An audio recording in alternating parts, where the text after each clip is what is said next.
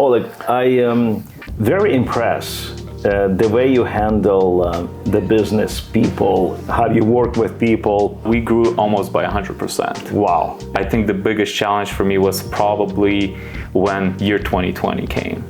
How would they even trust you? But they did. They did. You just were looking for the answers. How can I meet tomorrow with the knowledge, with the revelation? This is a sample that we've done. What we can do. Really? So that's so cool. So we did this for a few clients of ours. They want like jerseys, but like embroidered patch. Well, I want to learn about those machines. And if there is no trust, that's like no oxygen. Without trust, there will be never good communication, and therefore, never a relationship that would work. They would try to avoid themselves, and if they are in the same room and they have to work with, there will be additional conflicts.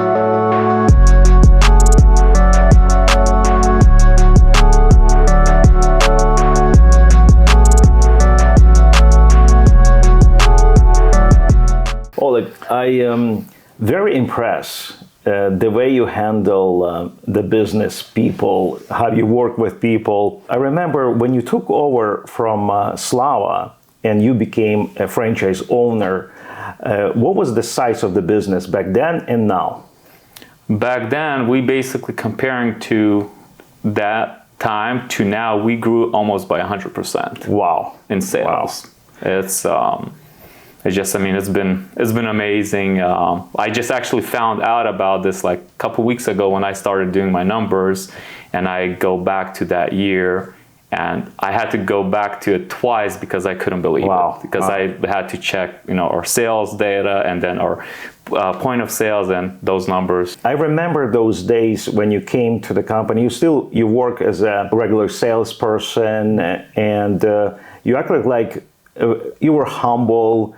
Amateur, and a lot of people would think like, why would Oleg get opportunity to be on a leadership position? Because not everybody seen what I have seen, that you have a potential. So what I believe that every person has to be where he belongs, meaning his calling. Do you think that is your calling? Yes, absolutely. When I started working here, before that, I worked for City of Kent even. I worked different opportunities, but when I looked at myself and I looked at the company, I learned a lot from you, and I said, this is what I want to do. I want to work because the atmosphere, everything around it kind of made sense for me. Up to this day, I do not regret it. That's good. So obviously, when you grow, there is days where you have so many challenges. What would be your advice, like how you handle the challenges? Can you possibly take us through the experience, maybe one or two times where you had to deal with amount of the pressure of when you actually face the challenge? In business, as you know, there's a lot of challenges. There's not enough time to tell about all of them, but I think for me, the biggest challenge for me was probably when year 2020 came. That was a challenge that kind of really took me through everything. It made me rethink a lot of things. And when the year started off so great, you already invested into that year, tens of thousands of dollars into getting prepared, and then March comes. And then with COVID. And then within 72 hours, your March, April, May just gets canceled. Wow, yeah. And you have employees that you need to pay. You don't even know what to tell them, what's going to happen. You're telling them that everything's going to be fine, maybe a couple weeks, but inside, it's going to be a lot longer. And when you have a lot of bills to pay, everything, and I remember we fully shut down. Within 1 week, everybody was gone from here, because that was what needed to happen. And I remember being at home, kind of looking over all the bills that are due, everything that I need to, do. So about after a week, even though nobody was here, I kept on coming to the office by myself. Nobody was coming to the office, regardless. Nobody was here. Yeah, I came. I had to reevaluate a lot of things, kind of look, how do I proceed with everything? And in that time, as you know, 2020, I was also in process of purchasing this building. And while I was here, it was the second week when it was shut down, the bank called, said, hey, we need your deposit already in order to move forward with this. And I'm looking, I have the deposit, but how am I gonna pay the bills? Right. And there's so much uncertainties. I mean, I can go on telling a lot about it, you know, how everything went, but you know, I started reaching out to our vendors, to everybody that I work with, and I said, hey, I need time to pay. I need this, reaching out to my credit card saying, you know, this happened. And surprisingly, I mean, everybody kind of was working with me on it. They understood, they said, hey, take your time. I even had some vendors that, you know, suppliers that said, hey, we talked to the board, you guys are such a great company, don't worry about it. And just completely wrote off everything I owned for them. And all that, like, it took so much, like it put so much pressure on me that I don't think I ever experienced with anything like that. It's because I had to know what to do, how to do it. And I remember, you know, sitting here just kind of thinking, you know, how's that going to happen? How do I tell employees, you know, because they keep on calling me. They keep on calling, hey, when is there going to be work? When is there going to be unemployment or this? And I had to kind of, you know, guide them through. This was all new to me. And, you know, after a few weeks coming in and kind of taking that, you know, challenge that just kind of came, but working it through it slowly, I was able to purchase the building. Right. Even during COVID. During COVID, when I remember my family members, even the banker telling me not to. Wow. But after I looked at everything, I said, this cannot be forever. Right. And I looked at it, hey, you know, Great Depressions happen, things happen in the world, and still somehow things, you know, moved on. It's very interesting how you handle the amount of this pressure, the challenge, because the difference between people, they say, is a lot of people, they would shut down because of the fear would take it over, that you cannot overcome that fear, and you simply shut down with yourself, and you pity yourself, and you have those, you basically just pity yourself until you like completely going to the next stage of depression. And obviously any phone calls, anything, you like feel like, I'm a victim, what can I do? But the leader is like, what is my next step? It's like you are going from dark to light, from dark to light. So, because it's easy to say, I was able to manage during that time and negotiate with the bank even to get a approval for loan where your income was questionable. In other words, how would they even trust you? But they did. They did.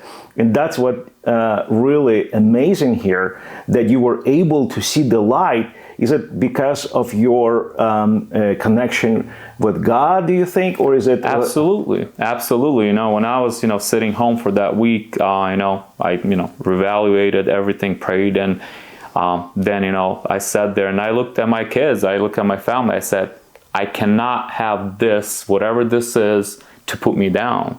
I have to, I have a vision.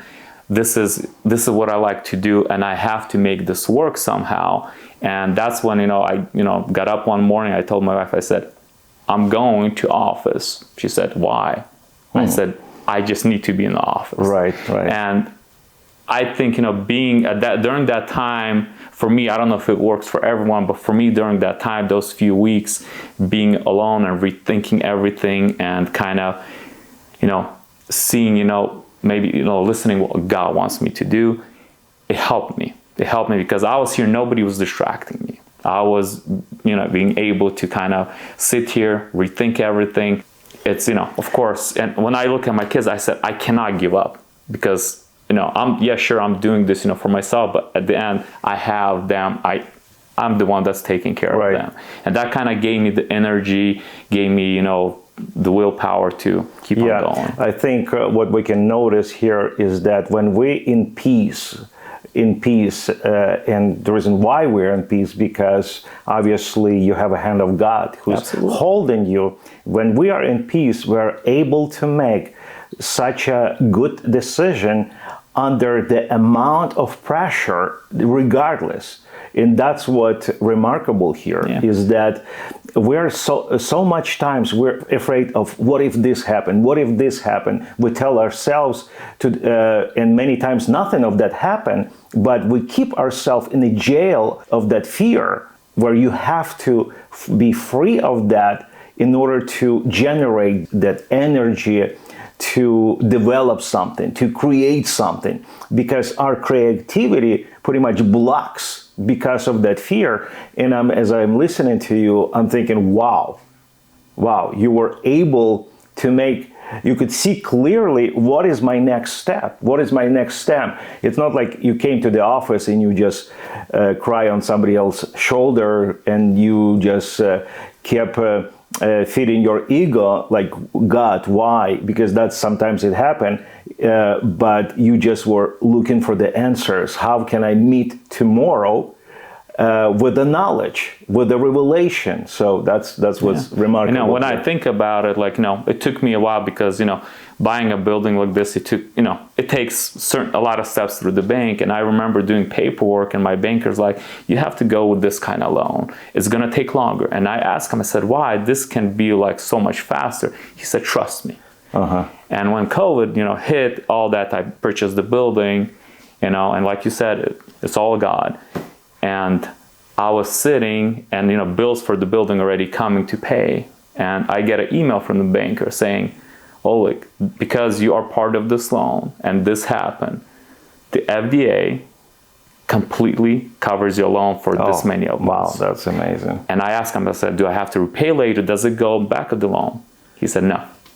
That's great. And so, like, you know, when I look at it, it was like, when I started preparing for that loan, it was already like a preparation for something that was to happen. Right, that's amazing. That, I mean, that kind of, you know, it gave me so much peace, because now I know I had, you know, extra money that I can use to pay my employees, you know, even for, there's not much work, but whatever, you know, they would come in, I had something that I can use and, you know, stay afloat. And I mean, like I said, I can say a lot of things, but it's just like, when I look through it, you know, that those challenges I definitely would not be able to do without God. No, praise Lord. So speaking of the staff that you hire, and you have obviously experience working with a lot of people, there is a people that Oleg would never hire?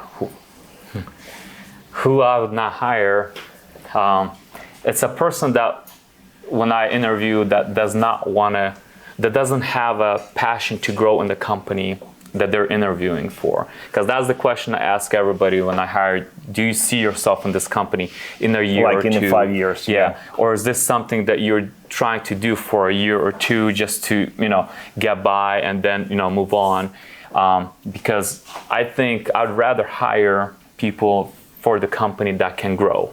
Right. Because I want to grow the company, and if they're, as a, you know, teammate, they are growing too, they have that passion to grow, those are people that I want to hire, because I know they're going to put in everything that they have into the company. They're going to, you know, work hard, and at the same time, they're going to make my life easier because they're going to want to grow in the company. Okay, for sure. So if anybody just, you know, comes in and says, yeah, I'm just looking for like a temporary, like I'm thinking for a year or two, I think this would be great for me. Yeah, so you would not hire. Those, I would either offer them something that we have seasonal, or, you know, something that is part-time. I would offer, but like a everyday full-time, I would, you know, not hire those kind of. I see. Right. Thank you. Yeah. Speaking of the business, when you took it over 2016? Yes. 2016, and fast forward 2024, business double, but there is a competition, obviously, and we know in the States, it's a lot of competition. And how do you handle competition? Well, when I started, I was afraid of competition. And whenever, you know, I hear, hey, you know, somebody's, you know, competing with us, it was very hard for me. So it's kind of like if you hear somebody's putting the offer for the same client that you trying to sign a deal, it's like what's going through your mind. And back then I couldn't sleep.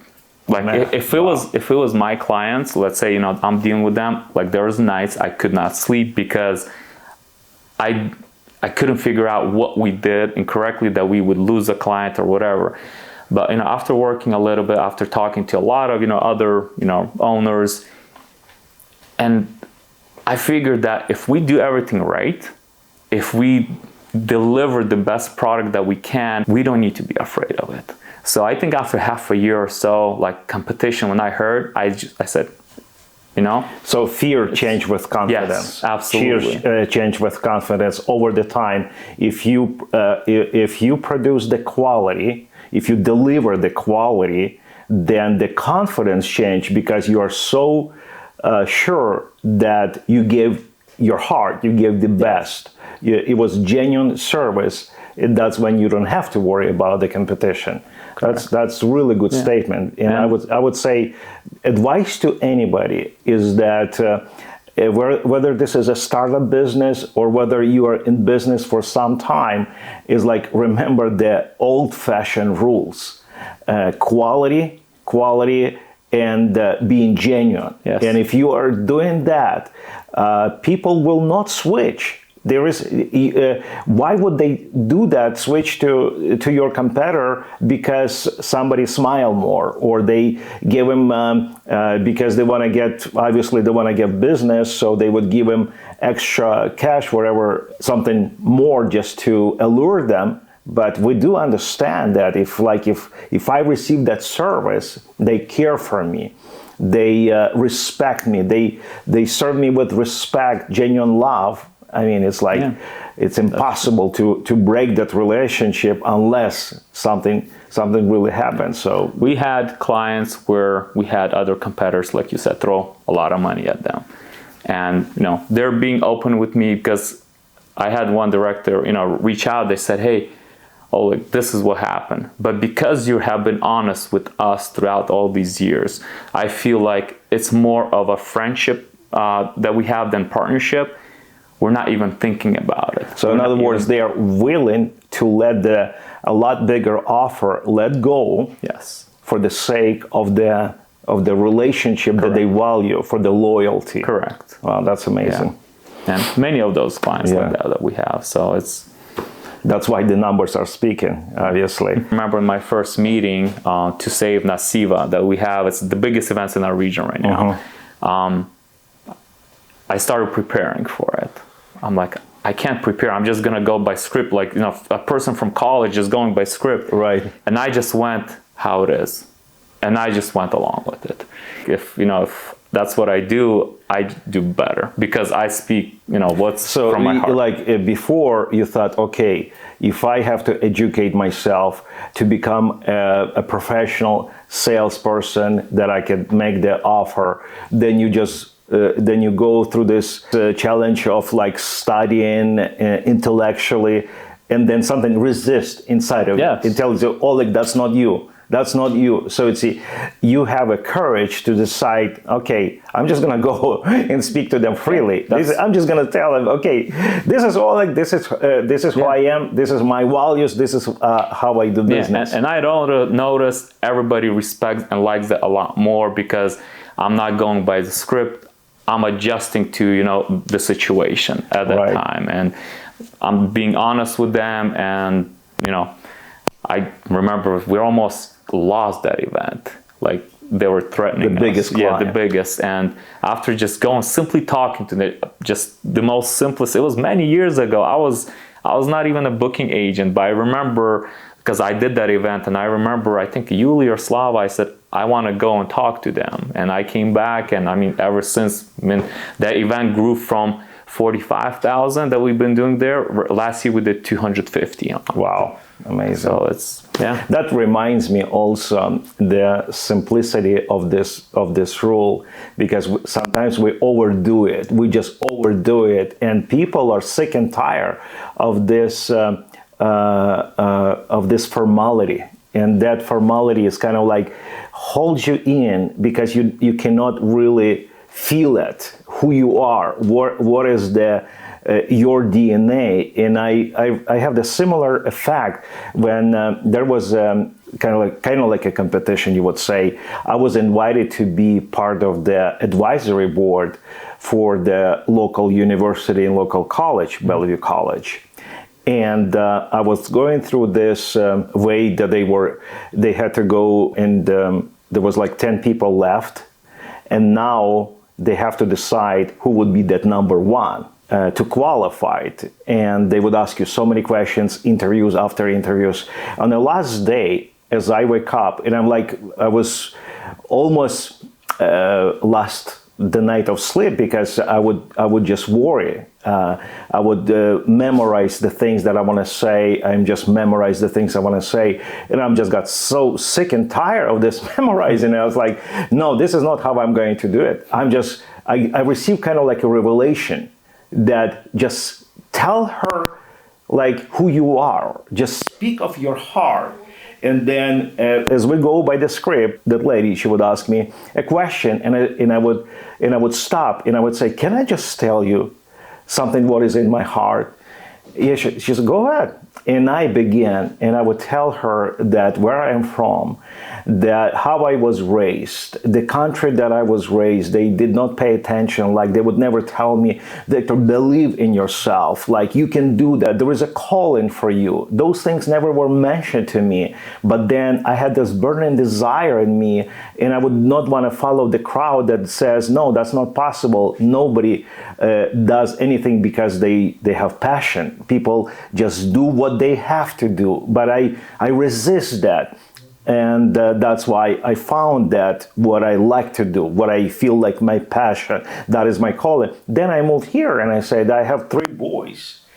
And I'm speaking on behalf of the young generation, young professionals. It's like when they reach 20, 22, wherever, people don't know what to do. I mean, they have no clue. You ask them, hey, son, who you want to become? I don't know. And that is where you inspire them. You tell them you have such amazing potential. You have the calling. God loves you. God is all for you. And then boom, nothing. And I got her attention when I said, you know what? In your college, I can almost guarantee at least 80% of the people, they don't know where to go, even though they are in your college. It seems like you have to help them. And after I finished that, she's like, you know, Victor, I have a religious degree in the religion, she said. And a lot of what you said, I remember it has in the Bible. It is like, and she said, I'm a Christian person too. And I was just so relieved when she said that I'm a Christian, because when she said that I'm a Christian, I'm saying like, I'm also a Christian. And I said, you know, I told you so many times that like, I have achieved that, I have achieved that. It's like, it wasn't me, it was Jesus who helped me to achieve that and that. And she's like, yeah, that is Jesus. And then she said, you know what, that person actually will be you. And I was chosen the main in the board of advisor to the Bellevue College and University. And now, like next week, I'm flying to Miami University as a main speaker to speak to the young people.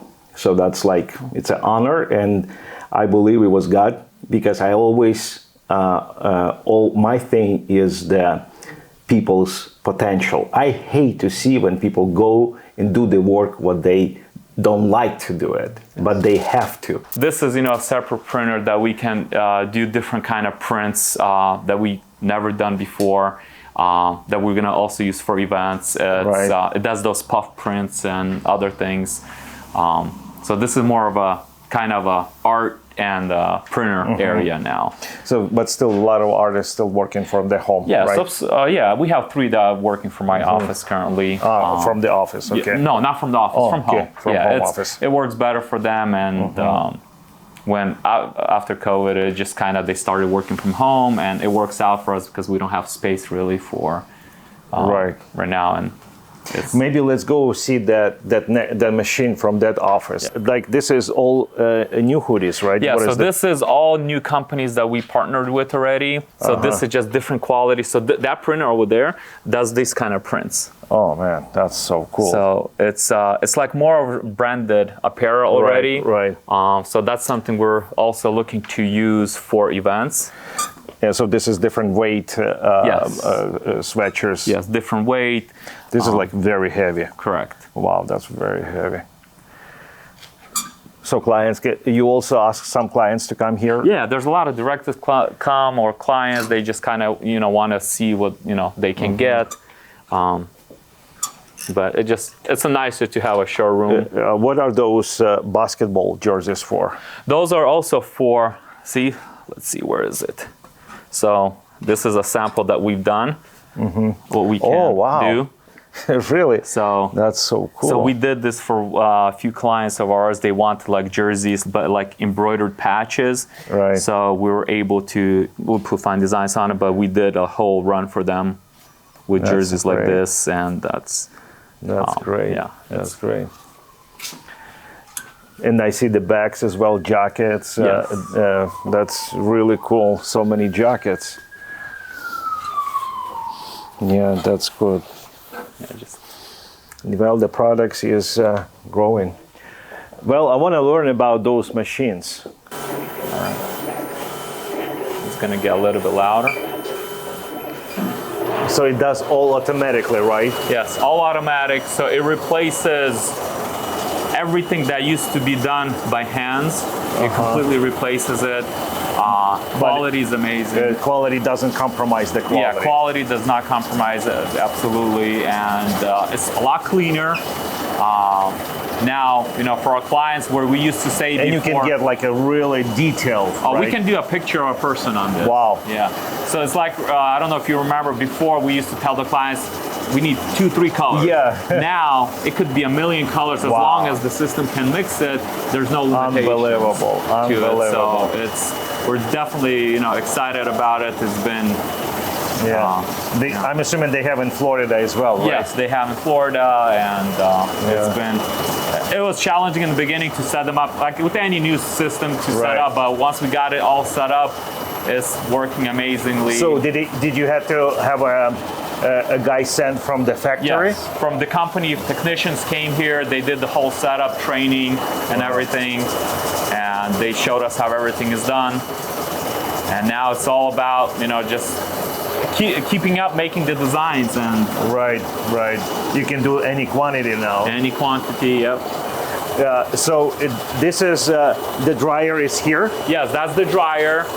The printer there, so it goes under the.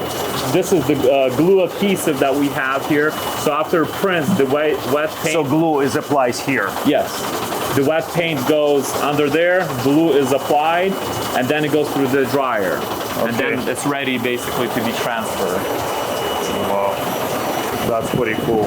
So, yeah, and there's, a roll there that would, roll Did they get also in Germany? In Germany, yes, they have one, but it's a different one model. They don't offer this brand, but they have, I think they got one even before us. Yeah, but it was not the same. Yeah, the same. Their setup was a little bit different. But yeah, that's really cool.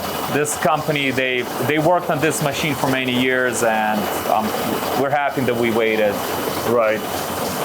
For all this. Oh, that's really cool. Yeah, it solved a lot of problems, especially right now. Graphic designers, when we tell them don't worry about colors, they love it because now they don't have to tell the client, hey, we only can do 4 colors. Yeah, that's amazing. No limitation. Yeah, no limitation. Do you deal with that as well here in Fine Designs, where you feel like, oh, this person, I just don't believe you belong here? How do you handle those situations? Do you see the difference when people come here and work for you with passion, and some people come because they have to, because somehow obviously they have to survive, they have to pay their own bills? Yeah. So when I do, if I'm hiring somebody for office, one thing that I tell on the interview, I tell them, I understand we all need money. We all need a job to do. But when you work for me, when you work in this company, I want you to like it. If you're going to be working a position that you do not like and you don't see yourself growing in that position, you don't see yourself growing in this company, I would rather you tell me that. I can maybe move you to a different position, or just don't waste your time doing something you do not like. That's good. Because if you do not like it, you're just coming in for that check to clock in and clock out, you're just going to be miserable. Right. And overall, I think everybody that I have working here, that I see passion in them. I see that they want to grow, because I tell them my story too, where I started, where I'm at now. It starts with you. In other words, it starts always with your example. Yes, correct. Yeah. And anybody that starts working, that they're just here to clock in, clock out, those kind of employees are usually noticeable within first month. Mm-hmm. They're noticeable, and then that's where I would call them, talk to them, see if I can give them some other opportunity in the company, some different position, because not everybody's meant to be marketing. Not everybody's meant to do certain jobs. I think the way God created us, that there are marketing, there are people that need to work in a restaurant business. That's how we were created. So each person, I think, needs to find their passion, what they're passionate, and it doesn't matter about the pay. If you're passionate in any job, it doesn't matter. You can be successful in it. Yeah. In other words, it's still more important to do what you passion, even get less pay. Yes. Than go and get a bigger check, but do something that you completely hate. Yes. But you get a bigger check. Yeah, I completely agree. I know a few people like that they went to college.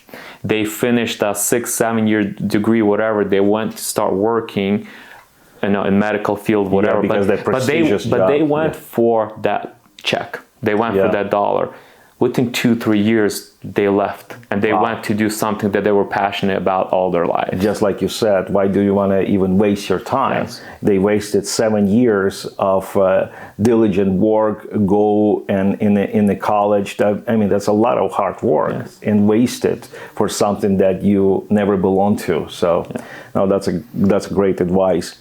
Another advice, what people are looking for is how to deal with people. When you have people working for you and there is a conflict among them, do you ever have those things where you kind of have to confront somebody because or you just try to avoid confrontation? You just how do you handle those things? Of course, there's always stuff like this does happen, and as I think a business owner or management, you cannot just let it go. You have to learn about the situation. When you learn it, think about it. So I learned from myself, don't decide in that moment. Oh, that's a good Talk to each individual, whoever the conflict was with, individually. And then the way I like to do it, after I learn about it, I talk to them. I like to get them all in the same room, because we're in one company. It's we don't see each other. Right. I look at it as, we as one big family, because, we're working for one goal, and, and when I get them into the room, we figure out what happened. And I'll say 99% of the time it ends with a handshake and everything is forgotten and we move on. That's great. That's great. Because I don't just let it go. Just say, hey, let this play out how it's going to play out, because it's just going to get a lot worse. That's a good one, because that's what many people mistaken. Because to start doing that, it doesn't feel like it's comfortable. It gives you that amount of pressure. It's like, oh man, I wish I don't have to do that.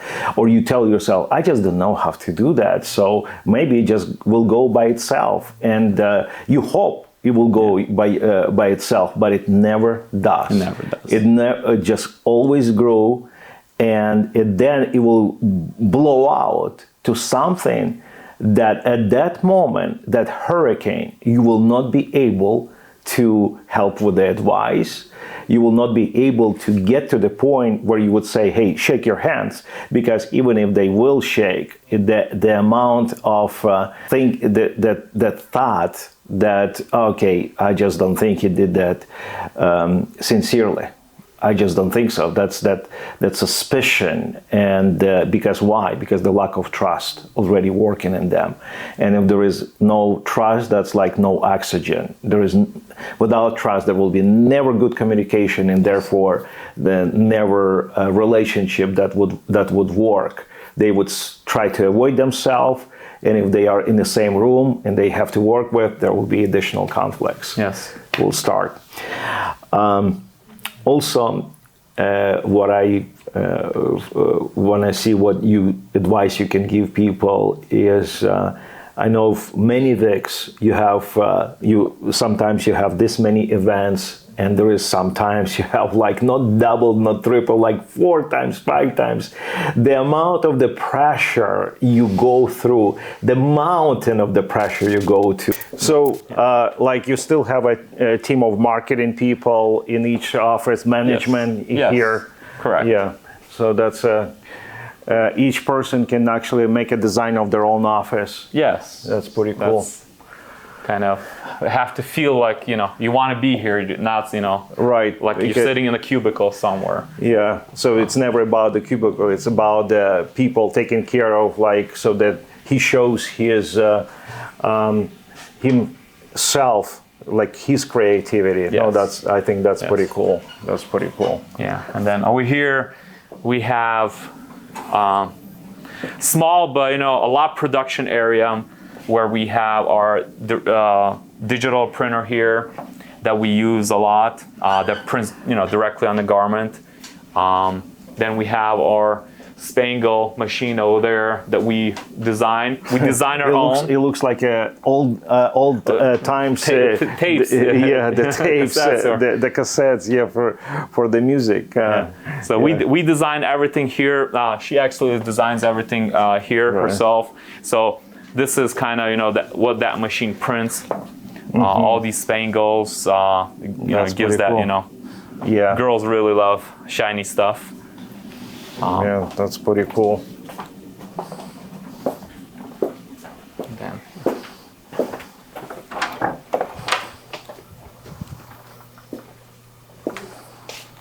Yep. And here is where everything kind of happens. A lot of activity here, especially Monday through Thursday. Friday sometimes is slower because everybody's already gone to events. But these are our 2 main printers that used to do all the work. Now they're gonna be slowly retired. And so that's a silk screening. That's when it used to be like 3-4 colors the most. Correct. Yes. Yeah, that famous volleyball event. So, but that was also for us for a big upgrade from when we used to do everything by hand. Yeah, that was like manual. Manual. Yeah, I remember those days. So that's here we just have a small printing production area for samples and stuff like that. Right. I remember I used this. No, I was. That was my map. I told Yuli, go get me the map.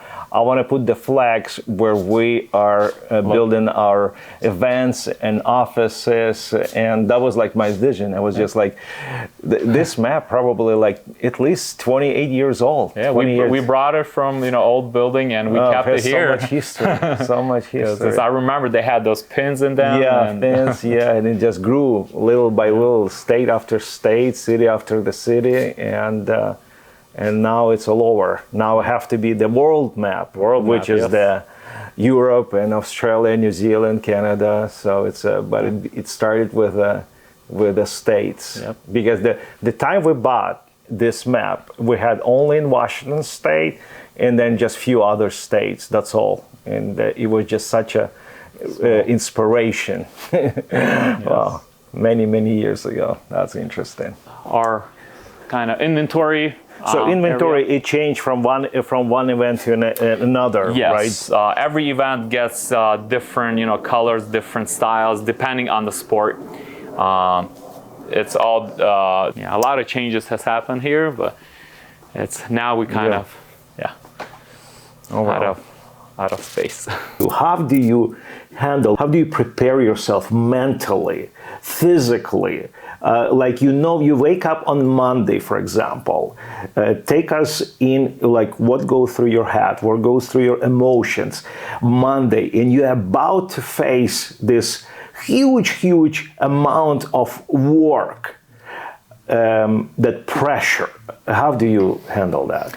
Well, in the beginning, it was not easy. It was something that, like I said, kept me up a lot of nights, prepare. But, as time went on, I kind of, just the way I kind of, grew with, the business and everything, it's, yes, we're busy and everything, but I take one thing at a time. If, we're busy, we're extremely busy, we first focus on what needs to be done first, and we just go step by step. And if it's, done correctly, if everybody does their job correctly, that's where, the passion for work comes in. If people that are working for you, they're passionate, they're gonna make your life easier as a business owner. And, I'm lucky ones, I guess. I have a great team. They do their jobs. There are a lot of times it's very stressful, but we take one thing at a time, and there's nothing that cannot be solved. Right. If there's, an issue with something, to everything there's an answer. So it's one thing at a time, and as days go, if there's another problem comes on, we focus on problems that come up. I don't really take, stress personally. I learned many years ago, when still not even being an owner, that being, thinking about it too much or stressing about it is not good for your health. Right. It's just taking the situation and handling it. And not overthinking. Just handle it. Anytime, like, it's like with, meetings or anything, if I overthink, it goes wrong. Right. It goes wrong. If I overthink about what to tell somebody, it just goes wrong. It's more of a, hey, it's in a moment. This is the situation. We need to handle it. Well, how do we do it the best? Yeah. And I mean, I'm fortunate that, that it's been working for me. I'm not saying, it can work for everyone, but I just learned not to stress out. So your confidence level back then, when you started, and now that Monday and you're about to face all the mountain of work, what is the confidence level back then and now? Back then, I was scared to come on Monday. Because so the confidence level was like below zero. Yeah, because there's, either things that happen over the weekend with, sales team, things always happen. But now, nothing really scares me, because so the confidence level is yes, at the top. At the top, because, if something happened, it's solid, like, we can figure it out. We will make sure it doesn't happen again, and we'll address the issue and, see to make sure it doesn't happen in the future. And with technology, with everything, like, it became easier for things not to go, bad or whatever, how it used to be. Because before, even communication with our sales team was a lot harder. Now we kind of keep connected throughout the whole process. When they leave, when they return, we kind of know everything. So it's a lot easier now, for sure. But there are times, especially when our busiest months come, and that, you have delays in shipment or delay in this, and you have deliveries to meet, and you have events to attend, somebody calling in last minute sick. That's when there is some things that are out of your control. Yes. And there is some things that it is in your control. So it's like the things that in my control, in other words, I know, I have experience, so the confidence level is high, we're going to handle. But the things come out of my control, do you just trust that this is God and in this situation? Or trust for sure, but we also take steps if it's out of our control. Let's say somebody last minute drops out on us because they get sick, or for whatever reason. It's all about being honest with with our clients who we're working with. We always notify them right away and being honest. This is what happened. We are doing everything we can to make this work, and we automatically at that time, we already give them different options. If this doesn't work, this is what we are prepared to already do. So we already before complete transparency. Yes, complete transparency. Complete. I've noticed, we have clients here that have been with us for so many years, and it's because of reason of like that, because we are honest to them, and they know. Well, one director told me, he said, "Oh, look, I know things happen.